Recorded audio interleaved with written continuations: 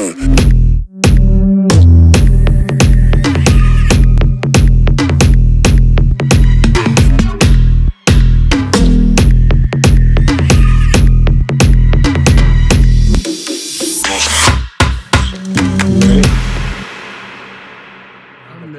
nervous. I don't do pressure well. You don't do pressure well? No. Well, this is super chill. Like the most relaxed form of media I think you could. I ate a sandwich last week during this podcast, so that shows you how relaxed. I got a donut. Crap, You did? Your grandpa will get mad at you if you eat it, but so you have to eat it afterwards. Crappa Dicky, this is a food-free episode just for you. But I was gonna eat my lunch in here, but you're right. I'm just gonna keep it to a drink. And to be clear, Ricky is ice cold in the veins. Like he doesn't feel pressure.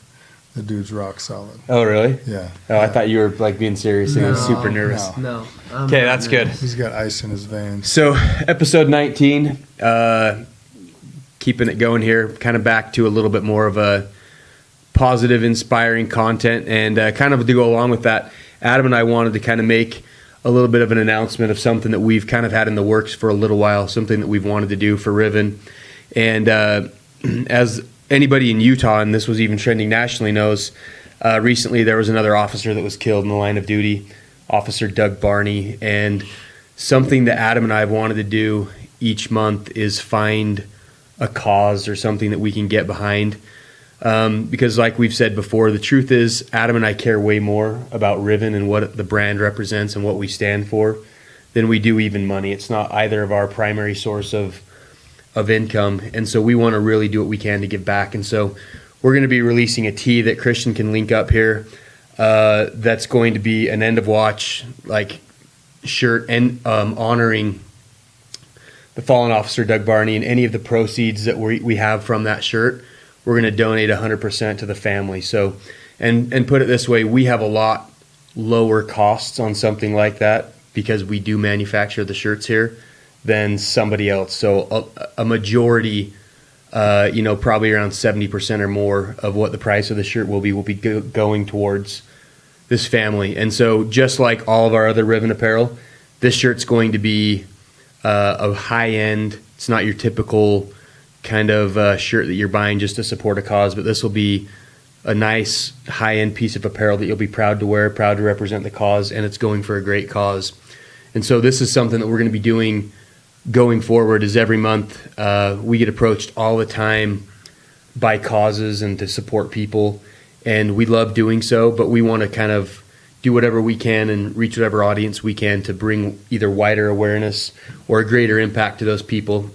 And so again, 100% of these causes monthly 100% of the proceeds will be going towards whatever that cause is in that family. And, we'll have some sort of social accountability there to where we're showing that we're following through on what we're saying we're doing. So we'd really appreciate any of the support that you guys might want to have and get behind that. And kind of, truthfully, Ricky, I first kind of thought of this when things started happening with you, and Adam and I talked a little bit about doing something like this, but we just kind of really weren't in a position to do much about it. So maybe you can we'll segue over onto you. Yeah, no. Well, anyway, I think that's cool. I'm excited about it. And, I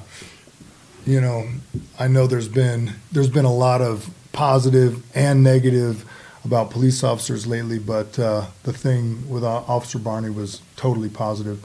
I don't know if you saw, but there was some video of a police officer in Florida that's gone viral where he got called in for a noise complaint. It was just some kids playing basketball, and he was terrible at basketball, but he picked up the ball and was throwing it around and played ball with them, and it was all on his dash cam. But it was really cool to see him handle a situation the way a normal, cool person would and not abuse any authority, and it was just a positive thing. I was glad to see the media finally say something positive about something that police officers are doing. Yeah, along with that, I don't know if you saw this, but Casey Neistat, he's a huge YouTuber and a social media guy that I follow. He had a video where he was skiing in New York City during this last one, and the cops pulled him over at the end, and you hear on the video they say, "Hey, we got a complaint about this, so we're just going to pull you over here and pretend like we're talking about it, but we think what you're doing is like really cool, So I think there's there's been a lot of negativity surrounding the cops. But one thing that kind of spurred me last night as I was reading about Officer Barney is seeing that tribute and really kind of feeling the emotion of that. And, he just seems like a great guy. He had cancer. He was battling cancer himself. And, he picked up an extra job. And some of my friends actually, he did act as a security guard for him, and just seemed like, all around American good guy, and most of you know that police officers don't make a lot of money, and whatever relief funds there are for them, they're terribly inadequate. And, there's kids growing up without a father and without a provider. And so any small thing that we can do to help, I think that'll be good. Plus, Mike, you designed a cool shirt. I like it. It's cool. Yeah, tried to make it a little bit like take the cop kind of theme, but also still make it look sort of cool. Yeah, look as cool as we possibly could. Something that the average person would really want to wear and represent. So, well, cool. Well, I'm excited about today's episode. Me too. It's our ugliest guest, but he's someone that I've really been looking forward to talking to. This is my nephew, Richard Wayne Stafford IV, and we call him Ricky. And I want you guys to listen to this podcast, watch this podcast. I'm about to say cancer, and I don't want you to just turn it off, think it's just another boring cancer story, because Ricky is a unique kid, and he is overcoming leukemia, and we're going to just talk to him a little bit about his experience and have fun with it and learn a little bit about his perspective. And I can tell you right now, Ricky is an amazing kid, and we'll go over that through this episode, but I wanted him on here because he's a great example of someone who's been able to keep his head up and focus on helping others while he's been going through the hardest time of his life. So, Ricky, thanks for coming. Absolutely. I'm stoked to be here. I really am. Okay, good. No nerves, nothing. No, good. Well, Ricky. Did you have to miss school for this? Yeah, I'm fine with that. That's good. I'm okay with missing. Well, thanks for missing some school for us, Ricky. Ricky's a junior at Mountain View High School, and he's one of the, in my opinion, he's the star of Mountain View's basketball team. He's definitely a starter.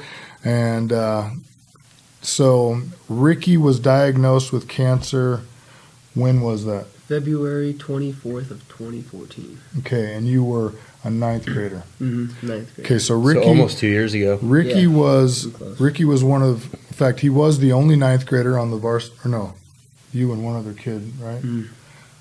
That was debatable. Anyway, there was Ricky and one other kid were the only ninth graders on the varsity team. And so, Ricky, tell us, how did it come about that you found out you had cancer? Honestly, it was just my parents. They were just being a little hard. Like family, they tried to push you to do great things, and for some reason my body just wasn't feeling right. I was being sluggish and stuff like that, and my parents didn't think that was normal for me. And so, I just kept going with it. I just thought, hey, maybe I'm out of shape. This is too much for my body. It's my first year playing high school ball. But, it started to get worse and worse, and I had to sleep more. My energy was just really low. How much were you sleeping? Whenever I wasn't practicing, when I was at home, I wake up to do a chore and then I go right back to sleep pretty much. And it was just trying to save as much energy as I could because, the cancer was already working at me and I didn't know it. So what made you guys even think to go get tested? Tell us the story of what happened. How did you hear you had cancer? And just tell us how you heard you had cancer. Okay, so I dislocated my shoulder in one of our basketball games, and I was scheduled to get a surgery for it, to fix it. And you're not supposed to go into surgery sick. I'm sure you know that. And so my parents thought that I was just maybe sick and they don't want me to go in and have something done and they get something worse in my shoulder or my body. So we just went and got a blood test done on a Monday, and Monday the 24th. And doctors called us back a couple hours later saying, hey, you need to come in because there's something in your blood that is unusual and we need to talk to you about it.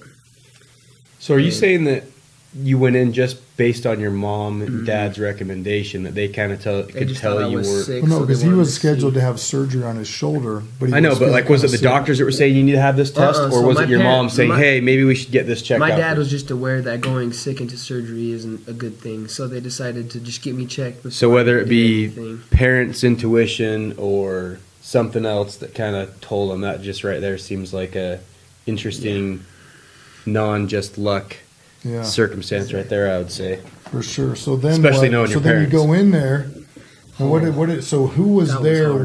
when they talked to you? And tell My me dad. what they said. My dad and my mom, and my mom and I were sitting outside in like the waiting chairs, and the doctor took my dad in by himself, and I was really nervous then. He took my dad in by himself. I didn't know what was being said, and I could tell my mom was a little more, nervous about the situation than she normally was. And so the doctor took us back to a room, and he said, I'll leave you guys alone, and walked out. And I sat down in the chair next to my mom, and my dad was just crying. And I got really concerned at that point. I've never seen my dad cry I don't see my dad cry. He's an amazing man, and when he started to cry and my mom started to cry, I was like, this can't be good. And my dad said, son, you have leukemia. It's a type of cancer. And I didn't know what to say. I just sat there and I cried with my mom. And of course the first question that always comes out is, am I going to die? And the response was, we don't know.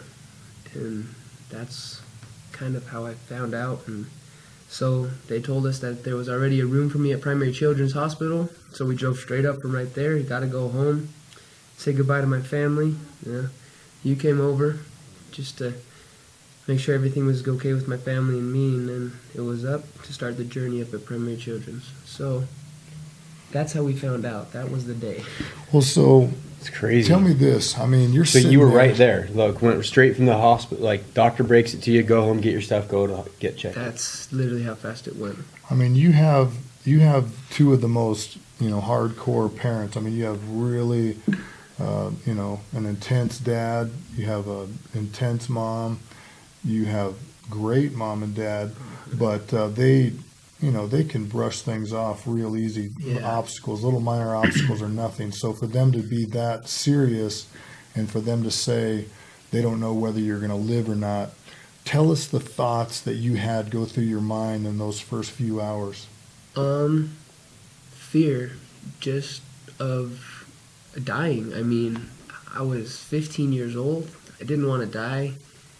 And I was just, scared to death. Like, I want to have a family. I want to grow up. I want to go do things. And just knowing that quickly my life changed and that I may not even live for a year, two, or maybe even a month, it just scared the crud out of me. I just had to think, and I was like nightmares all day long, just sitting there thinking, when is it going to happen?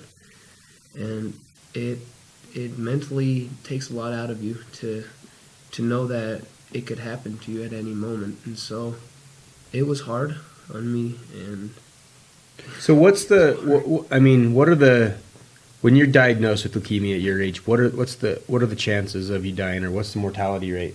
so with the type that I had, the doctors told me that there's a 50-50 chance of you living. Really? Yeah.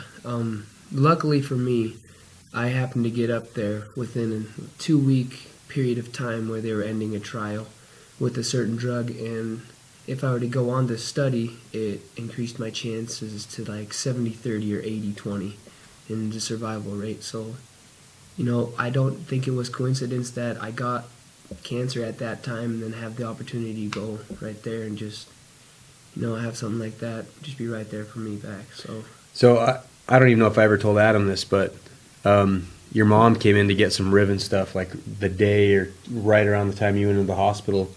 And, I expect her to be a wreck. I'm like, Adam's like, hey, my sister's coming in. And I'm like, oh. it's going to be hard, what do I say? And so she comes in, I'm like, oh, I'm so sorry. And she's like, yeah, it'll be good for him. And I was like, oh, what? Yeah. I was like, I was blown away by your mom's, like, honestly perspective of just like how, you could tell she was upset and concerned as your mother, but she was like, yeah, he's like, she knew you were going to get through it. Oh. It was going to be character building for you. Like, probably before you knew how good the chances were of you even surviving, But I was really impressed, with her, the way she was handling it, and with honestly your whole family's attitude and outlook on everything, because most people don't have the perspective and the honestly probably the belief system to be able to think of things like that. Well, I can tell you about my sister Marin. She's very self-deprecating, and so if you're ever talking to her about herself, she puts herself down a lot as a form of humor, but she is one tough girl, and she's just an unbelievable fighter mentally and physically. I mean, my brother and I, we grew up, she was almost like our little brother, because she was always the one that was hanging around, because she was the baby of the family, and so she was always the one that we used in our games to kind of have somebody to do things with. And one thing about Marin is, we have always wrestled, and my dad has taught us submissions from the time we were little kids, and Marin will not tap out, period. She won't tap out. I don't care. She would, and this is the honest truth. She says that's the only power she has over my brother and I, is that she knows that we are going to quit before she'll quit, because we won't break her arm, and the worst thing that can happen is she'll go unconscious. And she has never tapped ever. Like, she'll literally let her arm break, or she'll go unconscious before she'll tap out, just because that's how stubborn she is, and that's how much of a fighter she is. And so Tad and I always lose, because we're just like, all right, you win. We're not gonna choke out our baby sister. But yeah, she's really tough mentally and physically, and she has always been, an unbelievable example of a positive outlook in hard situations. How many brothers and sisters do you have? 6 brothers and 1 sister. So there's 8 kids in your family. And so there's 8 kids in their family, and my sister and you kids and my brother-in-law literally just built your house, right? Yes. Pretty much. They pretty much built their own house. I'm talking roofing, siding, flooring. Everything. It was there was the occasional contractor, but most of it was literally my sister and her 3-4-year-old kids, like, carrying crap around, building their own house. So that's the kind of family we're dealing with here. These guys are fighters, and they are not scared of hard work. And so, Ricky, I am curious, when you went into the hospital and you started your treatment, what was the worst thing? What was the worst thing that's happened to you over the last, it's been how long now? Almost 2 years. Almost 2 years. And this is the part that's amazing to me, because when they originally talked to Ricky, I expected, from the things that your dad and I talked about, that your high school career was done. Oh, yeah. And that you were never going to play high school basketball again. He's already, as a junior, starting and kicking butt. As a junior who is currently still on chemotherapy, he's still taking cancer treatment right now. When was the last time you took would you take this pills? Morning. Yeah, so this morning he's taking cancer pills. Cancer pills? Sure. Are they pills? That works. Yeah, they're pills. All right, so cancer pills or whatever. Anti-cancer pills. Yeah, they're not cancer pills. Anti-cancer pills. Is that the chemotherapy? What is that? Yeah. Suppressant, right? So it's just low, really, really low doses of the chemotherapy, just to make sure that my body's still in the range where they want me at until the end of the last month or so. Okay, so I can tell you this: in Ricky's family, height is really important. Jumping ability is really important. and strength is important. And so Ricky has shrunk, right? Mm-hmm. He's shrunk, he's gotten weaker, and you've lost your hair twice, right? Yeah, 2 times. Completely bald as a cue ball. Bald as can be. Twice. And now I don't get it because your hair's No, like that hair the is thickest. Gorgeous. Yeah, and somebody, I did whatever I could, and Do you have an Say announcement that. to make? Are you chemotherapy on just the top of your head? you would think, but you would think. I just don't get it. So Genetics. what was the worst thing in the last 2 years? What was the hardest thing for you to deal Physically or mentally? with? Everything, Both. whatever. Okay. So mentally, obviously you mentioned it, was just the thought of not ever getting to play high school basketball again. I mean, that has just been my dream. I still dream to go on and play professional basketball one day, but having them say, hey, you're not going to play that anymore, you're done, just kind of ripped my heart out right there on the spot, and I didn't know what to do about it. And that was really, really hard on me. My team, it was right state tournament time, my team made it to the tournament, and I just was watching the game knowing that I'm done. And So I'm curious. Did the doctors say you're done, or did they say The no, there's a chance you might not play, or were they like no, they said the chances of you playing high school basketball ever again are really slim. So initially the process was to be 2.5 to 3 years long. So I've decreased that time significantly just by the way that my body's been dealing with it and things that have gone my way along the way. But they said that physical activities like that were really not going to be there for me anymore. Okay, so physically, I know that how much time in the first year did you actually spend in the hospital? A lot of time. It was I would be in for like 2 weeks and then home for a week and then in for 2 weeks again and then home for a week, and then that summer there was a time. But even when you were home, you were in bed. Yeah, I was in bed, and the nurses came to the house to give me chemo at home. And so it wasn't like being home because I wasn't with my family. I was just in my bed, just being sick. what could you do? How sick were like what? Nothing. Like watch TV, I- sleep, play video games? I slept. I watched TV occasionally, and I ate food.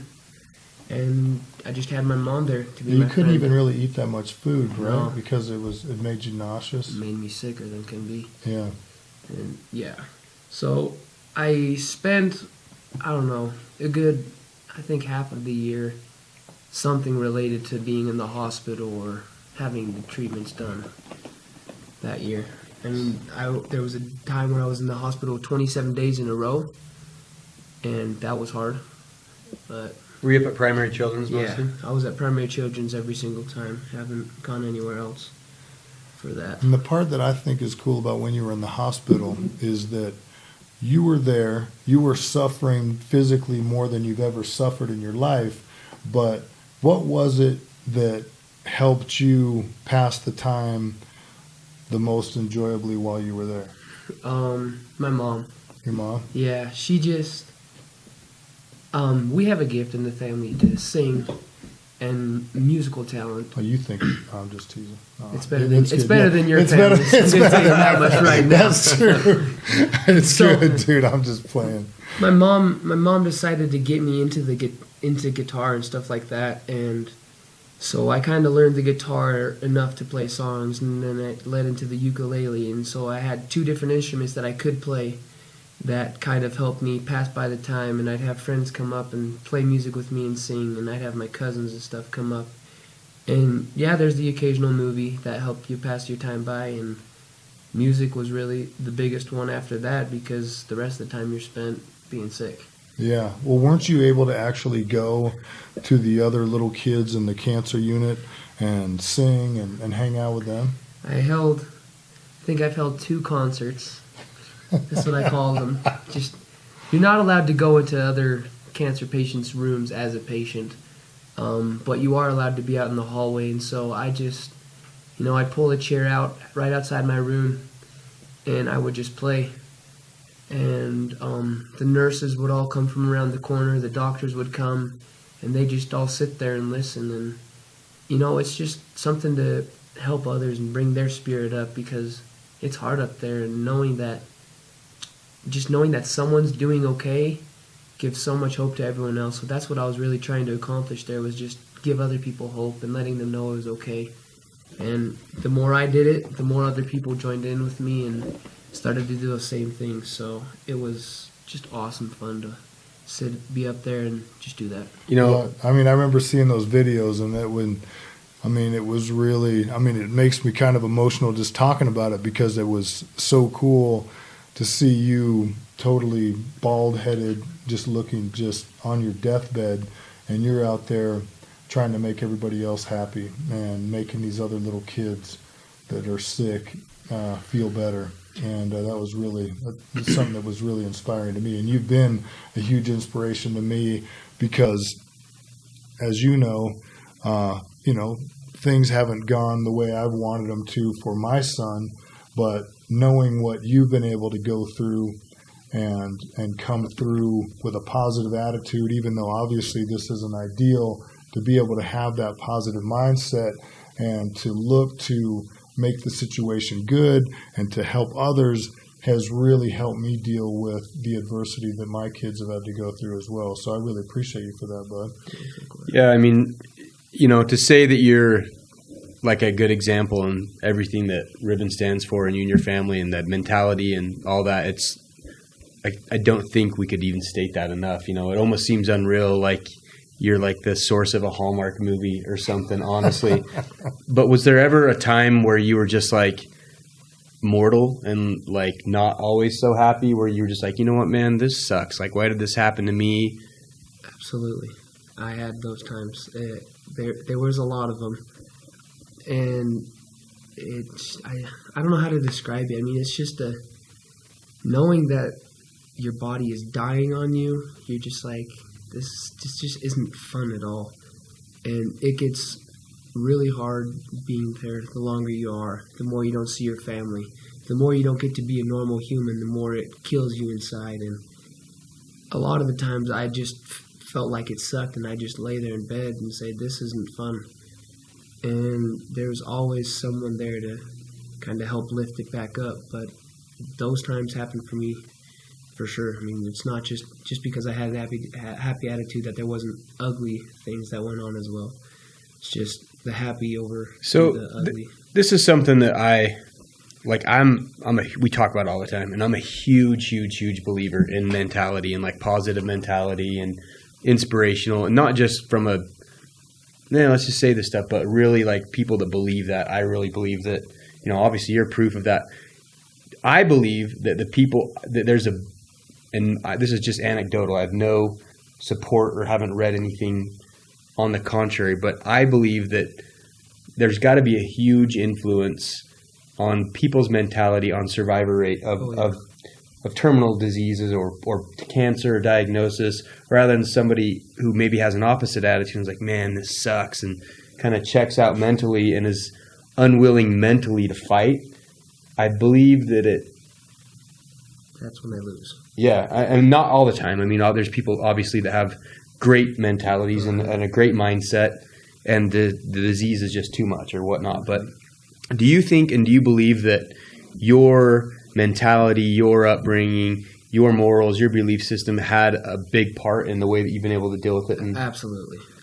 That just, the first we got to the hospital, we pulled up, and I stood outside the hospital, and I just looked up at the words and it said Primary Children's Hospital. And I wasn't prepared for it, and my dad just stood behind me, and he said, you have a choice to make right now. You can be positive, and you can lift others up, and you can be you, or you can curl up, and you can say that your life sucks. And right after that, I was like, okay, I'll make my decision. And I walked in that hospital smiling from ear to ear. And the nurses are like, what is wrong with this kid? Like, he's got cancer and he's smiling. And I was like, that's how I'm going about this, and I absolutely believe that helps, because the more negative thought that you have in your mind, your body translates that. Your body language tells you when you're feeling happy and when you're feeling sad. And I do believe that it's the exact same way when you're getting the stuff and getting treatments and stuff like that. Is if you don't have a positive look at it, and if you're just sulking the whole time, I guess I do think it's harder on you physically and mentally. Well, that's awesome, man. I'm glad you're here, buddy. I'm glad you're still kicking and around. You're a good boy. How many kids did you have to get to know that lost their fight to cancer, and how many kids did you see that actually passed away while you were in the hospital? So I only actually knew 2 that I'm aware of that have passed away. One of them is Sawyer. He was my 1-year-old buddy. And then had another girl. She was 4 years old. She was in the room next to me, and I found out that she died later, and I was, it just tore me apart. It's just life, and it happened so quickly. And I remember last year, January or February, there was like 14 kids that I had been in the hospital with at the exact same time that died. And I was like, what's happening right now? And it's so 14 hard. Kids at Primary Children's that had been there during the time you were there had passed away. Mm-hmm. And I didn't know what to say or what to think, because my story was happy up to that point, and sometimes you do forget how real it is. Mm-hmm. And those families live with that reality. Sawyer, my little buddy, he's the greatest inspiration that I've had in my life. And I still try to use him to, like, my dad and I have a saying of Sawyer attitude. I remember one day I was just laying there in my bed playing the ukulele. And this kid was 1 year old? He was 1. He wasn't even 1 at the time. And he was walking in, like, one of those things, the parents put you in the middle and you just walk around. And my door was open, my mom was talking to his mom, and I just looked down at him, and he just looked up at me and smiled. And he was just the cutest, most, energetic kid that I knew. And when my mom told me that he passed away, I cried. I didn't know what to do. And it hurts me to this day to still think that he's not here anymore. And, it's real. It really is. Well, what is it that, what would you attribute your ability to think positively? What do you think is the biggest factor that made you able to have a positive attitude when you felt, because there's no doubt you can't, no matter how much you are thinking positively, you can't think away the sick feeling in your stomach, think away the nauseous feeling in your stomach, think away that you're weak physically. That you could die, yeah. So what was it do you think was the biggest thing that helped you stay positive? What did you have in your mind that made you think positive thoughts? What was it that kept me going? Yeah. What in your upbringing or your life experience has made it to where you were so positive? Like maybe your parents and their example, or your upbringing, your religious beliefs? My parents and their example, their drive to just be amazing. My dad played professional basketball in Germany, and so ever since I've watched him, that was my goal and dreamed to do that. And, when the doctors told me, hey, you're probably not going to play high school basketball anymore, I was like, okay. But in my mind, the whole time I was saying, I was like, screw that. I'm doing what I'm going to do. Mm-hmm. And just my parents being on my side and that drive and the motivation I had to getting back to what I loved is what kept me going the whole time, because I knew that I could do it. And so just I had a goal, I had a dream, I'm still chasing it, and that's what's kept my positive attitude and my body there with me. Yeah, Ricky, I mean, to say that, especially for your age, man, I mean, to say that you're a remarkable kid and an inspiration is not even accurate. What, as a survivor and having the blessing that you have, how is that going to help you in your life? And what can you take away from your experience that you're still going through? My experience just helped me grow up. I mean, I grew up faster in that first 6-8 months than anyone ever will. I mean, you just learn what has to happen to get done. There's a work ethic to it that's involved. I mean, may not every day show up to work like normal people do, but you show up every day to die, pretty much. That's your work ethic, and you just got to make it through that day. So you show up every day to survive and not die. Not die. Did I say die? Yeah. Well, I didn't mean die. Survive you don't die. I knew what you meant. My bad. No. Yeah. Just unbelievable work ethic and feeling pain of other people. Knowing that I can talk to someone now and really understand what they're going through is just such a great blessing and example to me. I mean, just knowing that people have hard times and that I can sit there and say, hey, I know what it's like, is something that's helped me and taught me as well. It's unbelievable the power that just someone sitting there and listening to you can have, because I needed those moments too myself. Well, you for sure have been someone who has been willing to reach out, and I feel like the thing that sometimes people don't understand is that when you're at your lowest, the best way to build yourself up is by looking for someone else that you can lift, and by lifting others, you're actually able to help yourself. And that's been something that I've noticed with you. You've always been willing to help. Just 2 days ago, you were helping pick up the heaviest table I've ever seen. Yeah. That was a piece of, heinous table that we loaded up into your truck. I appreciate you unloading that from my kitchen.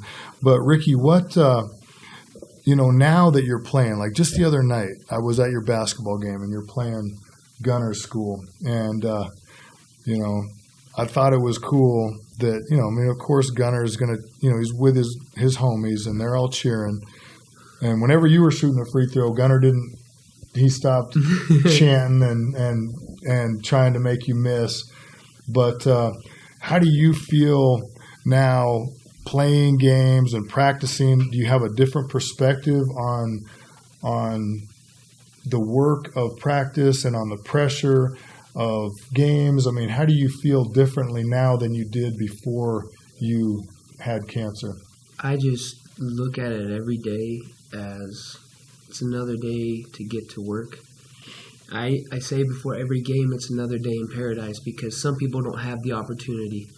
And like it happened to me, my gifts and my opportunity to play got taken away from me in the blink of an eye. And so every day that I show up now, I don't take that for granted like I used to as a little ninth grader who was all good and fancy on the high school team, I show up and I know what I have to do, and I don't take it for granted being able to play on the varsity team and still be going through that. I mean, I work, I'm there for my teammates, and, it's just being there. There's something that has to change in the mindset, and yeah. Well, there's so many kids. I mean, I have to admit, I love watching you play ball, because I can tell that, it's 2 years that you haven't been able to really push yourself to jump higher, run faster, get stronger, but you're still out there hustling. I mean, hustling on a really low immune system, on a really low energy level, but you're giving it your all, and it's obvious how hard you're getting after it. And then it's so fun to watch you out there pushing yourself, and it's fun to watch you having kids, talking smack to you, and it must just fly right off your back. Think, man, this is nothing. There's nothing you can say that can possibly affect me. I've already been through cancer, bro. You telling me that, I'm gonna shoot an air ball or that I suck or whatever. I mean, I'm just glad that I'm in a position where you even think you can tell me I suck. Because if I was just like you sitting in the bleachers, then you would never think to come and tell me I suck at sitting in the bleachers. No. So, dude, I love it. So, if you could summarize what you want. I mean, I see so much negativity from kids on social media, where so many kids think their life is hard and think homework sucks, or think that practice sucks, or think that their mom and dad are mean, or too hard on them for taking their phone, or whatever it might be. What's the one thing that you really want your generation to know, or what are some things that you want kids that are going to be able to watch this? What do you want them to feel, or a lesson that you'd like them to learn? Listen, be grateful every day for what you have. If you have a phone, you get it taken away, dude, whatever. Be grateful for that you have a body that you can go and do things with, that you have a school that you can go to and get homework and learn like that. There's people everywhere that don't get that chance. There's kids up at the hospital right now that are wishing I could use my body like that kid is. And I remember days sitting there, and I still do sometimes, where I just say, like, I wish I had that body. I wish I could go do that. And people just take that stuff for granted, and they're like, yeah, this is me. But they think it's just about them. They don't realize how grateful they have to be that they have a body, that they have a family, that they have a home. And so really, you have to be grateful for what you have. That's the lesson that I would say. Yeah, I think gratitude is so underappreciated these days, and it's amazing that that's what you pick out. It was Ricky's dad that we had on, that was the administrator, right? Mm-hmm. Your dad, I don't know if you knew this, he talked about an undeveloped brain, that like kids your age and men don't really start developing their brain fully until they're like 25 years old. But man, I got to tell you, you have a very unique perspective, and your brain for sure to me seems much more, you seem like in a different place mentally and spiritually and, emotionally, that most people would love to get to at any point in their life. And so, for me, I really thank you. I don't know you really well, but I've always known and followed your story through Adam, and just, people like you really, whether you know it or not, really make me appreciate my life and be so much more, grateful for the things that I do have. So I thank you for that. And anything else, Adam? Well, Ricky, thanks again for coming. I mean, gratitude is an amazing thing, and if you really look at it, like we talked about the positive mindset, there really have been studies that have shown that gratitude, and people who express gratitude daily actually are healthier, do have less heart disease, they sleep better, they have a more clear mindset. There's so many physical benefits to being grateful. And so for someone like you to be on death's door and be able to think of what you're grateful for, and be able to be thinking, I'm grateful that I have such amazing parents, such amazing brothers and sisters. I'm grateful that I have this 50-50 chance to fight for my life. I mean, it's amazing that you were able to think grateful thoughts in that situation. And there's so many of us that let things so much smaller than that bring us down. And to see you in here and to see you almost be done kicking cancer's butt is awesome. And I know that's because of the grateful attitude you have and the hard work and determination. And I love you, buddy. I'm really grateful to have you come in and tell your story. Thanks, man. Thanks for letting me Love you, homeboy. Yeah, buddy. Thanks a lot, man. This is one of my favorite ones for sure. So Thank you. You're a great guy. You're a big inspiration. Did you just catch that? No. Thanks, bud. You bet. Good work, homeboy.